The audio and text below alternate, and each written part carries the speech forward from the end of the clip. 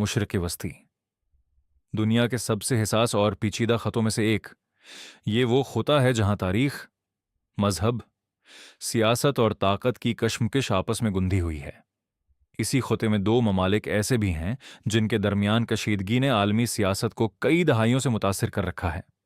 یہ کہانی ہے ایران اور اسرائیل کے درمیان تعلقات کی، ایک ایسا تنازع جو صرف دو ممالک تک محدود نہیں بلکہ پورے مشرق وسطی اور عالمی سیاست پر اثر انداز ہوتا ہے۔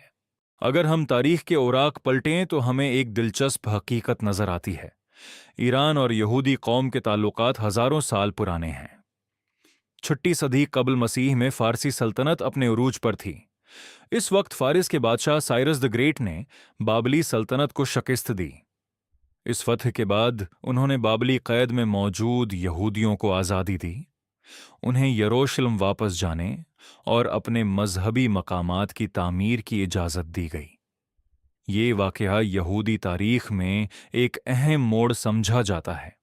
صدیوں بعد 1948 میں ایک اور تاریخی واقعہ پیش آیا۔ دوسری جنگ عظیم کے بعد فلسطین کے علاقے میں ایک نئی ریاست قائم ہوئی۔ یہ ریاست تھی اسرائیل۔ اسرائیل کے قیام نے مشرق وسطی کی سیاست کو یکسر بدل دیا۔ کئی عرب ممالک نے اس ریاست کی مخالفت کی اور جنگیں بھی ہوئیں۔ مگر ایران کا رویہ اس وقت کافی مختلف تھا۔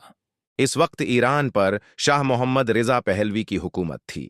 شاہ کی حکومت مغربی ممالک کے ساتھ قریبی تعلقات رکھتی تھی۔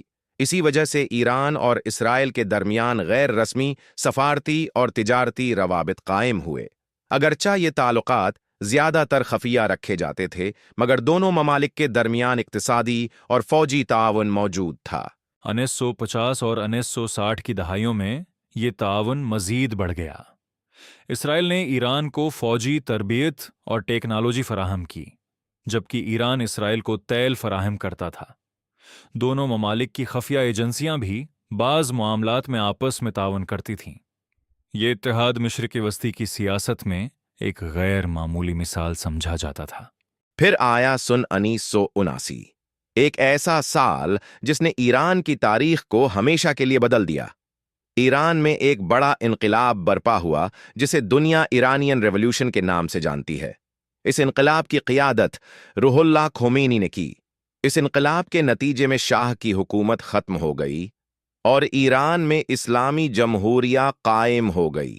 انقلابوں کے بعد ایران کی خارجہ پالیسی مکمل طور پر تبدیل ہو گئی۔ نئی حکومت نے اسرائیل کو تسلیم کرنے سے انکار کر دیا اور دونوں ممالک کے درمیان سفارتی تعلقات ختم کر دیے گئے۔ یہ وہ لمحہ تھا جب ایک پرانا اتحاد دشمنی میں بدل گیا۔ 1980 اور 1990 کی دہائیوں میں ایران اور اسرائیل کے درمیان براہ راست جنگ تو نہیں ہوئی، مگر یہ تنازع دوسرے گروہوں کے ذریعے جاری رہا۔ لبنان میں حزب اللہ اور دیگر علاقائی تنظیمیں اس کشیدگی کا حصہ بن گئیں۔ 2000 کی دہائی کے آغاز میں ایک نیا مسئلہ سامنے آیا۔ یہ مسئلہ تھا ایران کا جوہری پروگرام۔ ایران کا موقف ہے کہ اس کا پروگرام پرامن توانائی کے مقاصد کے لیے ہے، مگر اسرائیل اسے اپنی سلامتی کے لیے خطرہ سمجھتا ہے۔ گزشتہ برسوں میں ایران اور اسرائیل کے درمیان ایک خفیہ جنگ بھی جاری رہی ہے۔ اس جنگ میں سائبر حملے، خفیہ کارروائیاں اور پراسرار واقعات شامل ہیں۔ کئی ماہرین اسے شیڈو وار بھی کہتے ہیں۔ شام کی جنگ نے اس تنازع کو مزید پیچیدہ بنا دیا۔ ایران نے شام کی حکومت کی حمایت کی، جبکہ اسرائیل نے ایران کے عسکری اثر کو روکنے کے لیے متعدد فضائی حملے کیے۔ ایران اور اسرائیل کی کشیدگی صرف ایک علاقائی مسئلہ نہیں، یہ عالمی سیاست اور بین الاقوامی سفارت کاری کو بھی متاثر کرتی ہے۔ امریکہ، روس اور یورپی ممالک اکثر اس تنازع میں اہم کردار ادا کرتے ہیں۔ آج اسرائیل دنیا کی جدید ترین فوجی ٹیکنالوجی میں سے کچھ رکھتا ہے، جبکہ ایران اپنی میزائل صلاحیت اور علاقائی اتحادیوں کے ذریعے اپنا اثر برقرار رکھتا ہے۔ دونوں ممالک اپنے اپنے سیاسی بیانیے کے ذریعے عوامی حمایت حاصل کرتے ہیں۔ یہ بیانیے اکثر میڈیا اور عالمی سفارتکاری میں بھی نظر آتے ہیں۔ سوال یہ ہے کہ کیا یہ کشیدگی کبھی ختم ہو سکتی ہے، یا یہ تنازع مشرق وسطی کی سیاست کا مستقل حصہ بن چکا ہے؟ وقت ہی اس سوال کا جواب دے گا۔ ایران اور اسرائیل کی تاریخ دوستی سے دشمنی تک کے سفر کی کہانی ہے۔